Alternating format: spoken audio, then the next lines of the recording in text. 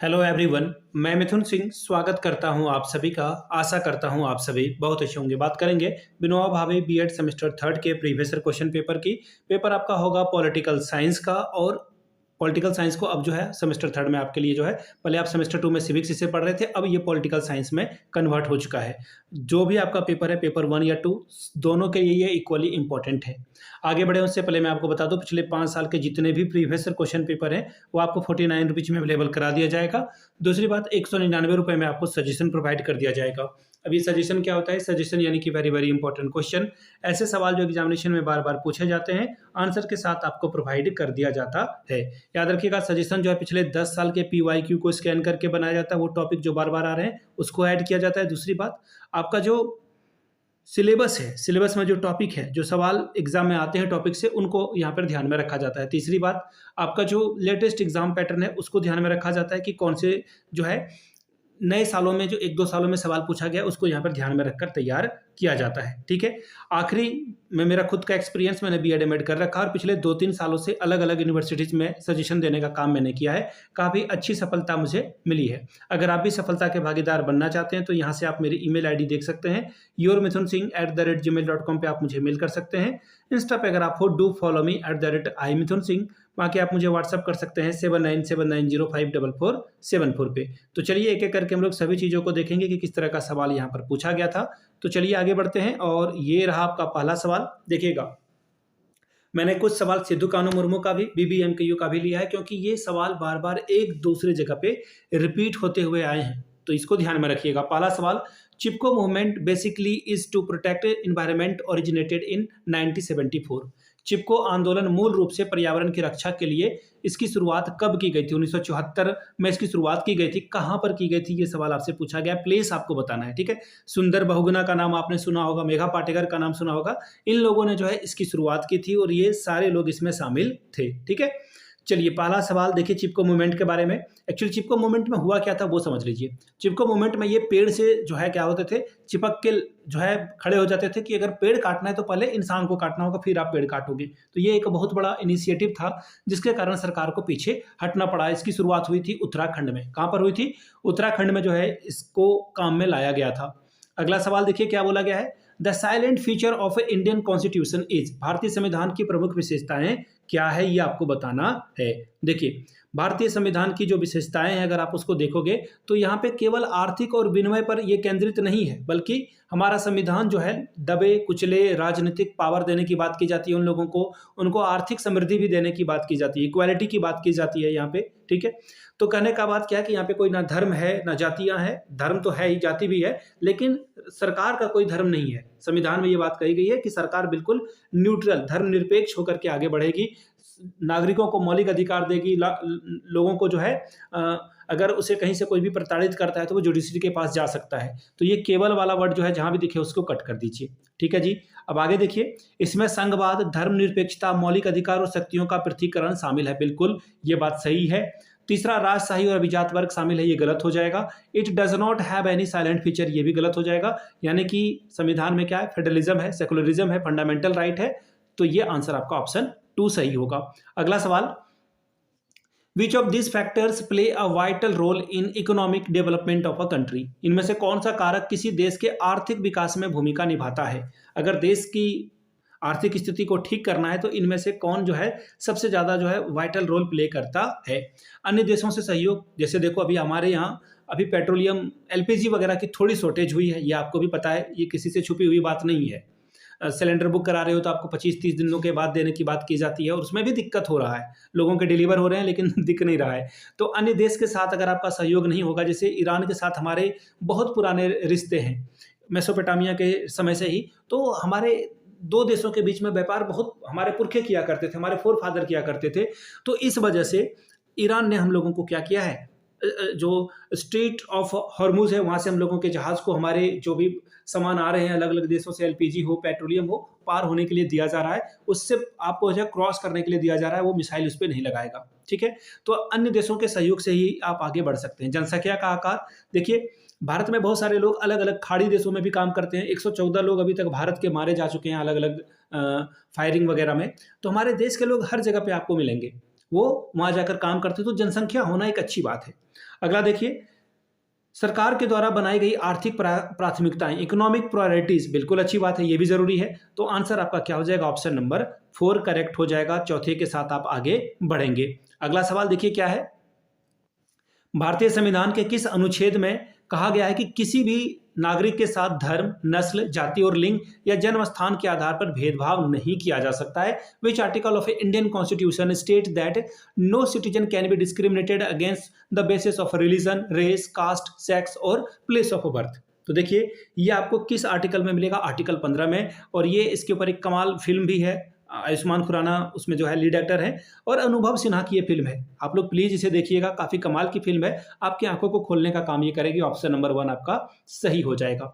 चलिए अगले सवाल की ओर हम लोग बढ़ेंगे। अगला सवाल देखिए क्या है, भारतीय संविधान के किस अनुच्छेद के तहत किसी राज्य में राष्ट्रपति शासन जो है लागू किया जा सकता है? Which article of Indian constitution the president rule is implemented in a state? अगर किसी स्टेट में जो है आपको लगाना है राष्ट्रपति शासन, तो किसके थ्रू आप लगाओगे? तो देखिए इसका जो आंसर है वो हो जाएगा आर्टिकल 368, 356, 350 या फिर 325।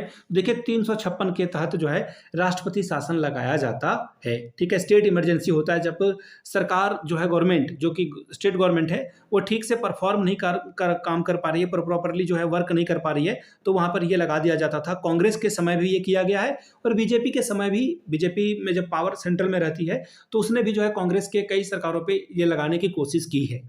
बीजेपी और कांग्रेस ने अपने ज़माने में बहुत किया था, उसमें सोशल मीडिया नहीं थी। ठीक है, तो ये कभी भी कांग्रेस बीजेपी के चक्कर में मत पड़ना। जिसके पास एब्सोल्यूट पावर आएगा वो इसको मिसयूज करेगा। चाहे डोनाल्ड ट्रंप को देख लो आप, कहने वाली बात यही कि जनता के पास अल्टीमेट पावर रहेगा तो जनता बैलेंस एंड चेक में लोगों को रखेगी। आंसर आपका हो जाएगा ऑप्शन नंबर 2। चलिए अगले सवाल की ओर हम लोग बढ़ेंगे। सूचना के अधिकार अधिनियम के अंतर्गत सूचना कौन प्राप्त कर सकता है? देखिए पहला है पब्लिक ऑर्गेनाइजेशन, सार्वजनिक संगठन, सरकार, कोई भी भारतीय नागरिक या इनमें से कोई नहीं। देखो इतना आसान सा सवाल है, इसके बारे में ज़्यादा बोलने की जरूरत नहीं है। भारत का कोई भी नागरिक जो है, जो सेंसिटिव इन्फॉर्मेशन है वो नहीं, बाकी सारी इन्फॉर्मेशन जो है भारतीय नागरिकों को मिलने की बात की जाती है इसमें। ठीक है, आमतौर पर 30 दिनों के अंदर अंदर जो है आपको जो भी आप डेटा मांग रहे हो ट्रांसपेरेंसी के अंतर्गत 205 आर्टिकल आरटीआई 2005 में लागू हुआ था, उसके हिसाब से आपको ये प्रदान करना होता है। 7वां सवाल, which one is not a CCA? को करिकुलर एक्टिविटी इसमें कौन सा नहीं है? वाद विवाद है, प्रश्नोत्तरी, कला या फिर स्काउट? देखिए अगर आप ध्यान से सारी चीज़ों को देखोगे तो यहाँ पर जो कला है, ड्राइंग है, ये एक CCA में नहीं आएगा। ठीक है, वाद विवाद आप कर रहे हो, स्काउटिंग कर रहे हो, क्विज कर रहे हो, ये सब जो है क्या है, को करिकुलर एक्टिविटी है, लेकिन ड्राइंग आपका को करिकुलर एक्टिविटी नहीं है। ऑप्शन 4 आपका सही जवाब हो जाएगा। अगला सवाल देखिए क्या बोला गया है, arrange the following 5 step of a lesson planning in proper sequence. देखिए बोला गया कि पाठ योजना के निम्नलिखित 5 पदों को सही क्रम में व्यवस्थित करें। मैंने आपको ये अलग अलग जो दूसरा पढ़ाया है मैंने, उसके हिसाब से देखिए सबसे पहले आप प्रीवियस नॉलेज को चेक करते हो। पहला काम क्या है आपका, प्रीवियस नॉलेज को आप चेक करोगे, यानी कि पूर्व ज्ञान को आप देखोगे, परखोगे। फिर आप क्या करोगे, उसके हिसाब से जो पुनरावृत्ति वाला प्रश्न है, ठीक है, वो सवाल आप उससे पूछोगे, ताकि जो है ये करंट नॉलेज जो है वो क्या हो जाए, एक्टिवेट हो जाए। ठीक है, फिर आप क्या करोगे, इंट्रोडक्शन दोगे। ठीक, इसके बाद जो है स्टेटमेंट ऑफ एम, क्या चाहते हो आप हासिल करके, ये आपका आएगा।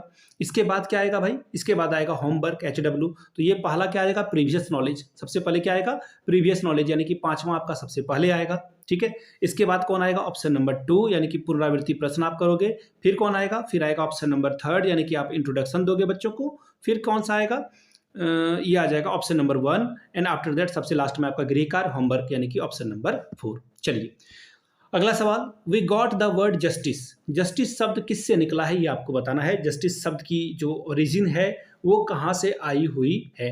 देखिए इसका जो आंसर है वो जस है, यानी कि जस शब्द से ये निकला है। जस का क्या मतलब होता है, ये लैटिन वर्ड है, सबसे पहले ये जान लीजिएगा, ये लैटिन से बना हुआ शब्द है, और जिसका मतलब ही होता है, जस का मतलब क्या होता है, लॉ। जिसका क्या मतलब होता है, लॉ। इसी से जस्टिया और फिर इंग्लिश में जस्टिस बना है। अगले सवाल की ओर हम लोग बढ़ेंगे। अगला सवाल देखिए क्या है, भारतीय संविधान के किस अनुच्छेद के अंतर्गत समानता का अधिकार दिया गया है? Under which article of the Indian constitution has the right to equality been given? Article 14 से 18, 19 से 20, 23 से 24 या 25 से 28? तो देखिए जो इक्वालिटी और राइट की बात की जा रही है इसमें, वो आर्टिकल आपको जो है सॉरी गला फंस गया मेरा। सवाल देखिए क्या है, under which article of Indian constitution has the right to equality been given. किसकी बात की जा रही है? राइट टू इक्वालिटी की बात की जा रही है, समानता की बात की जा रही है। ये आर्टिकल आपको 14 से 18 में देखने को मिलेगा। अभी आर्टिकल 15 की बात हम लोगों ने की, एक मूवी के बारे में भी मैंने आपको बताया। ऑप्शन नंबर आपका 1 सही हो जाएगा।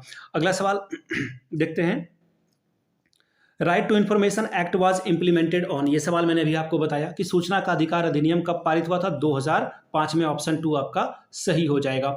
आगे देखिए अगला सवाल क्या बोला गया है, next question, the meaning of democracy is. Democracy का क्या मतलब होता है? डेमोक्रेसी का क्या मतलब होता है, ये सवाल आपसे पूछा गया है। देखिए डेमोक्रेसी का मतलब होता है जनता का शासन, ना कि राजा का शासन, महिलाओं का शासन या राष्ट्रपति का शासन। पीपल रूल, देखिए जनता के द्वारा जो है अपना रूलर खुद चुना जाता है, ठीक है। और उसके बाद अगर रूलर अच्छे से काम नहीं करता है तो भारत में आमतौर पर आप 5 साल के बाद अपनी सरकार को बदल देते हो, ठीक है। चलिए अगले सवाल की ओर हम लोग बढ़ेंगे। अगला सवाल क्वेश्चन नंबर 13वां, क्या देखिए बोला गया है 13 नंबर का सवाल, when was the word secular added in the preamble of Indian constitution. यानी कि भारतीय संविधान के प्रस्तावना में सेकुलर शब्द को कब जो है ऐड किया गया है, ठीक है। भारतीय संविधान की प्रस्तावना में सेकुलर शब्द कब जोड़ा गया? 42वां संविधान संशोधन, 44वां, 48वां या फिर इनमें से कोई नहीं। तो देखिए सेकुलर शब्द जो है भारत में जो जोड़ा गया है वो 44वां संशोधन नहीं था, बल्कि ये जो है 42वां संशोधन था, 42, यानी कि ऑप्शन नंबर 1 आपका सही होगा। और इसमें जो है समाजवादी, धर्मनिरपेक्षता और अखंडता को जोड़ा गया और इसको मिनी संविधान भी कहा जाता है, ठीक है। चलिए अब अगले सवाल की ओर हम लोग बढ़ेंगे। अगला सवाल देखिए क्या बोला गया, the origin of political science word. Political science शब्द की उत्पत्ति किससे हुई है? तो देखिए पॉलिटिकल साइंस का क्या मतलब है ये समझ लीजिए। शायद ये पीजी में भी ये सवाल आया हुआ है। सिविक का मतलब देखिए क्या होता है, सिविक का मतलब होता है नागरिक से, ठीक है। साइंस का मतलब तो आप जानते हो नॉलेज से होता है। पॉलिस का मतलब होता है सिटी। पॉलिस का क्या मतलब होता है? सिटी, ठीक है। तो ये सिटी से बना हुआ है, सिटी स्टेट से बना हुआ है, ठीक है। तो इसका जो करेक्ट आंसर होगा यही हो जाएगा पॉलिस। पॉलिस से ही पॉलिटिकल साइंस बना हुआ है। अगला सवाल, who gave the 5 step of a lesson plan. ये मैंने आपको पहले भी बता रखा है कि 5 जो लेसन प्लान का स्टेप है वो जो दिया गया है वो हर्बर्ट के द्वारा दिया गया है, जिसमें मैंने आपको पहले भी बता रखा है कि ये जो है पहले प्रेपरेशन होगा, आफ्टर दैट आपका प्रेजेंटेशन होगा, फिर एसोसिएशन या फिर आप इसे कंपैरिजन भी कहते हो यहाँ पर, ठीक है। और फिर इसके बाद जनरलाइजेशन और फिर एप्लीकेशन आएगा, ठीक है। ऑप्शन 1 आपका सही होगा। ब्लूम ने ब्लूम टैक्सोनॉमी, किलपैट्रिक ने प्रोजेक्ट मेथड के बारे में बात किया है। ये सवाल इंपॉर्टेंट है, ध्यान में रखिएगा इसको। अगला सवाल, डाइवर्सिंग मीनिंग यानी कि विविधता का क्या अर्थ है? विविधता का मतलब होता है अलग अलग, ठीक है। आप पूरे भारत में जाइए, अलग अलग लैंग्वेज मिलेगा, खाने पीने की चीजें अलग मिलेगी, कल्चर अलग मिलेगा आपको, भले ही एक ही कम्युनिटी हो। जैसे अगर मैं बात कर लूँ मुस्लिम कम्युनिटी की, आप पाकिस्तान चले जाइए, वहाँ के लोगों का रहन सहन, खान पान, पहनने का ढंग अलग होगा। बांग्लादेश चले जाइए टोटली डिफरेंट मिलेगा। सऊदी अरेबिया चले जाइए बिल्कुल डिफरेंट मिलेगा। लेकिन भारत के पॉइंट ऑफ व्यू से अगर आप देखेंगे तो साउथ में लोग जो मुस्लिम लोग हैं वो भी मलयालम बोल रहे हैं, वो भी तमिल तेलुगु बोल रहे हैं। कहने का मतलब ये है कि अलग अलग रीजन में डाइवर्सिंग कंट्री है हमारा भारत। यहाँ अनेक बोलियां, भाषा जो है बोली जाती है। तो आंसर आपका ऑप्शन 1 होगा। अगला सवाल, सोशलिज्म डील्स विथ। समाजवाद जो है किससे संबंधित है? समाजवाद जो है किससे संबंधित है, ये सवाल आपसे पूछा गया है। तो देखिए समाजवाद जो है वो सोसाइटी से संबंधित है। ऑप्शन नंबर, हाँ यही तो होगा, ऑप्शन नंबर 3 यानी कि समाज से संबंधित है। ऑप्शन 3 आपका करेक्ट होगा। अगला सवाल, भारत एक ऐसा राज्य है जो धर्म के मामले में निष्पक्ष रहता है, यह किसे परिभाषित करता है? देखिए मैंने आपको बताया था, India is a state that neutral to all religious people defines. देखिए ऐसे में अगर मैं बताऊं ना कि जो सरकार जो है धर्म के बारे में सबसे ज्यादा न्यूट्रल है वो है फ्रांस ने कहा एकदम बहुत ज्यादा ये न्यूट्रल होते हैं, कुछ ज्यादा ही रिजिड होकर ये जो है न्यूट्रलिटी को फॉलो करते हैं। भारत में तो सरकारें यहाँ पे हिंदू मुस्लिम दंगे करवाने में बहुत आगे रहती है। मैं क्लियरली बताता हूँ, ये भारत में होता है ना। जब सरकार डेवलपमेंट का काम नहीं करती है तो वो धर्म के नाम पर लोगों से वोट लेने की कोशिश में रहती है। फिलहाल आंसर क्या बोला गया, देखिए इंडिया में जो धर्म के मामले में निष्पक्ष रहेगा उसे हम लोग बोलेंगे सेक्युलरिज्म, यानी कि ऑप्शन नंबर 3 धर्म निरपेक्षता।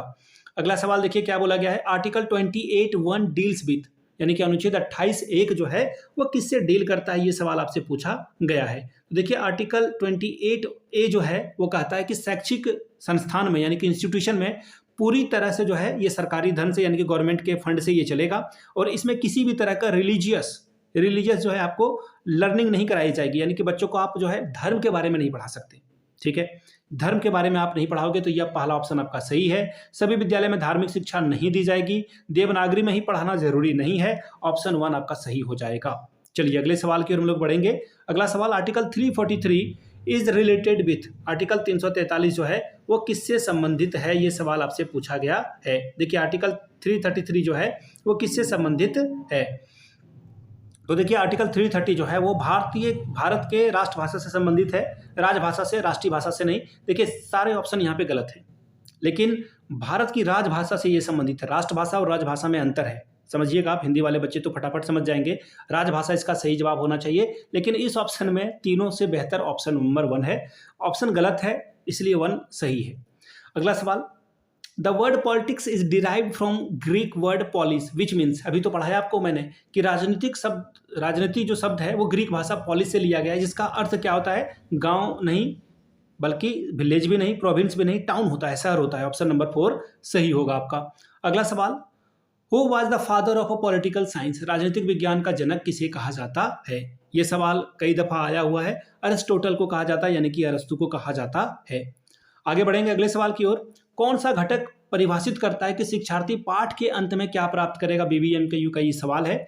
विच component defines what learner should be achieved at the end of the lesson, पढ़ाई हो गई, बच्चा क्या हासिल करेगा, ये जो है क्या हासिल कर पाएगा, ये क्या कहा जाता है, इसे कहते हैं हम लोग ऑब्जेक्टिव। ठीक है, कुआं आप क्यों खोद रहे हो, सिंचाई करने के लिए। कुआं क्यों खोद रहे हो, प्यास बुझाने के लिए। कुआं क्यों खोद रहे हो भाई, कि बाहर के लोग अगर उस गांव से गुजरे तो उनको प्यास जो है प्यासे नहीं गुजरना पड़े, तो ये ऑब्जेक्टिविटी है आपकी। आप जूते क्यों खरीद रहे हो, ठंड से बचने के लिए। आप अम्ब्रेला क्यों खरीद रहे हो, गर्मी से, बरसात से बचने के लिए, वो ऑब्जेक्टिव है आपका। तो अंत में, पाठ के अंत में, लेसन के एंड ऑफ लेसन में आप देखते हो कि बच्चा हासिल क्या कर पा रहा है, आपने जो गोल अचीव किया या नहीं। ऑप्शन 2 सही होगा। By which amendment was the word secular added to the preamble of Indian Constitution?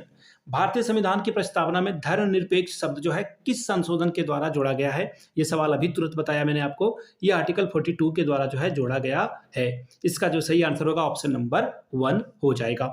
आगे बढ़िए, अगला सवाल देखिए क्या बोला गया है। Next question, what is the primary objective of teaching political science at a school level, यानी कि राजनीतिक विज्ञान को स्कूल विद्यालय स्तर पर पढ़ाने का प्राथमिक उद्देश्य क्या है, प्राइमरी ऑब्जेक्टिव क्या है, क्यों पढ़ा रहे हो आप इसे। तो देखिए, आप बच्चे को अवेयर करना चाहते हो, सिटीजन को एक नागरिक मतलब बच्चों को एक नागरिक, बेहतर नागरिक बनाने के लिए उनकी क्या रिस्पॉन्सिबिलिटी है, उनकी क्या ड्यूटीज़ है, उनके क्या राइट्स हैं, ये जानना जरूरी है। सरकारी नौकरी के लिए तैयार करना गलत है, सरकारी नौकरी के लिए प्रोत्साहित करना गलत है, राजनीतिक दल में शामिल होने के लिए गलत है। ऑप्शन आपका 4 सही हो जाएगा, राजनीतिक अवेयरनेस और पॉलिटिकल रिस्पॉन्सिबिलिटी के लिए। अगला सवाल, कक्षा में पाठ्य पुस्तक का उपयोग क्या है। हम लोग जो है टेक्स्ट बुक का यूज क्या करते हैं, किस मीडियम में करते हैं, तो अचीव द लर्निंग ऑब्जेक्टिव। ठीक है भाई। Delimited what is to be taught, क्या पढ़ाना है उसकी सीमा निर्धारित करता है, बिल्कुल सही बात है। संकल्पना और विचारों को स्पष्ट करना, तो आंसर आपका हो जाएगा ऑल ऑफ दीज। अगला सवाल देखिए क्या है, why is teacher training necessary, शिक्षण प्रशिक्षण क्यों आवश्यक है। तो देखिए क्या बोला गया है, ताकि आपका जो नॉलेज है, वो कंटेंट है, वो अपग्रेड हो पाए, बिल्कुल सही बात है।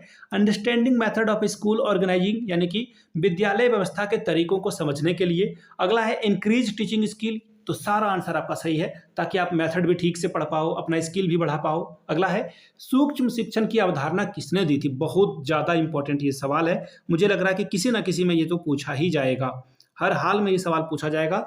तो देखिए पाठ योजना यानी माइक्रो टीचिंग के बारे में एलन ने बात की है, ऑप्शन 3 आपका सही होगा। अगला सवाल, पाठ योजना तैयार करते समय शिक्षक नवीन ज्ञान किसके आधार पर प्रस्तुत करता है, किसके आधार पर नवीन ज्ञान प्रस्तुत करता है, बच्चे के प्रीवियस नॉलेज पे या क्या। तो देखिए यहाँ पे छात्रों के स्वास्थ्य के स्थिति को देखते हुए, ठीक है भाई, ये तो ठीक नहीं लग रहा है। प्रिंसिपल ऑफ टीचिंग, यानी कि बच्चे छात्रों के शिक्षण के सिद्धांत पे, या फिर प्रीवियस नॉलेज ऑफ पीपल, यानी कि छात्रों के पूर्व ज्ञान पे। ऑप्शन आपका यही सही होगा। जब आप पाठ योजना तैयार कर रहे हो, बच्चा क्या जानता है, नहीं जानता है, ये जानना आपका बहुत जरूरी है। The development of lesson planning occurred as a result of, पाठ योजना का विकास किसके परिणाम स्वरूप हुआ है। तो यहाँ पे देखोगे अगर आप ध्यान से, पाठ योजना या कुछ भी आप कर रहे हो ना, वो बिहेवियरिज्म है, बिहेवियर में ही चेंज आपको लाने का काम दिया गया है। अगला सवाल, evolution is a process. Evolution कैसा प्रोसेस है? कंटिन्यूअस प्रोसेस है, ये चलने वाला है, एंडलेस है ये। आप पैदा हुए हो उससे पहले से लेकर मरने तक, बूम टू टूम कहा जाता है, टॉम्ब, यानी कि पैदा होने से मरने तक आप जो है सीखते रहते हो, कंटिन्यूअस प्रोसेस है ये। अगला सवाल, which one is the teacher centre method? Teacher centre यानी कि शिक्षक प्रधान विधि कौन सा है? लेक्चर मेथड कहीं है क्या? पकड़ो इसे और आंसर लगा दो। व्याख्यान विधि में सिर्फ टीचर बोलेगा, जैसे मैं कह रहा हूं, ये लेक्चर मेथड है और ये सबसे खराब मेथड है। जब तक टू वे कम्युनिकेशन ना हो तब तक वो मेथड को मैं ठीक नहीं मानूंगा, आप भी ठीक मत मानिएगा। अगला सवाल, maximum participation of student is possible in, यानी कि छात्रों की अधिकतम सहभागिता किस में जो है पॉसिबल है? चर्चा विधि, व्याख्यान विधि, खेल विधि या परियोजना विधि? अगर आप ध्यान से देखोगे तो आपको पता चलेगा कि इसका आंसर जो है डिस्कशन मेथड होना चाहिए। क्या होना चाहिए? डिस्कशन मेथड होना चाहिए, जिसमें बच्चा जो है अधिक से अधिक शामिल हो पाएगा। परियोजना मेथड में भी जो है आपको ये देखने को मिल सकता है, प्रोजेक्ट मेथड में भी देखने को मिल सकता है, लेकिन मेरे हिसाब से ऑप्शन 1 होना चाहिए, कहीं कहीं ऑप्शन 2 भी आपको ये दिखेगा। बाकी आप लोग के हिसाब से 33 का आंसर क्या होना चाहिए, नीचे आप कमेंट करिएगा। अगला सवाल, which maxim of teaching is applied on deductive method? निष्कर्षात्मक विधि में किस शिक्षण सूत्र का प्रयोग किया जाता है? ये तो रटने वाली बात हो गई, अगर आपको रटा हुआ है तो आप आराम से कर सकते हैं। इसे हम लोग जो है जनरल टू स्पेसिफिक जाते हैं, जनरल टू स्पेसिफिक, पहले आसान से फिर एक स्पेशल की ओर बढ़ते हैं। ऑप्शन 1 ही आपका सही है। चलिए अगला सवाल, 35, which of the following is not an audio material? इनमें से कौन सा श्रव्य सामग्री नहीं है, सुनने वाली बात नहीं है? टेप रिकॉर्डर, रेडियो, चित्र या ग्रामोफोन? देखिए, टेप रिकॉर्डर सुनते हो आप, रेडियो सुनते हो आप, ग्रामोफोन को सुनते हो, लेकिन चित्र को आप क्या करते हो? विजुअली देखते हो। नॉट पूछा गया है तो आंसर आपका 3rd हो जाएगा। अगला सवाल देखिए क्या है, निम्नलिखित में से कौन सा श्रव्य सामग्री नहीं है? श्रव्य सामग्री कौन है? चित्र है, चित्र को आप नहीं देख पाते हो। ठीक है, हो गया खत्म? क्या भाई, हो गया, इसीलिए तो ये दोबारा रिपीट हो गया। देखिए, वीडियो अगर आपने पूरी देख ली है तो हैशटैग जय हिंद जरूर लिखिएगा, ताकि मुझे पता चल सके कि कितने लोगों ने वीडियो पूरी देखी और मेरे काम को आपने अप्रिशिएट किया। फिर से एक बार बता देता हूँ, पिछले 5 साल के PYQ आपको 49 रुपये में और सजेशन 199 रुपये में आपको प्रोवाइड कर दिया जाएगा। यहाँ से मेरी email ID आप देख लें, yourmithunsingh@gmail.com पे आप मुझे मेल कर सकते हैं। इंस्टा पे अगर आप हो, डू फॉलो मी @imithunsingh। बाकी आप मुझे व्हाट्सअप कर सकते हैं 7979054474 पे। वीडियो को आपने यहाँ तक देखा, प्यार दिया, इसके लिए आप सभी का बहुत बहुत शुक्रिया। Have a good day.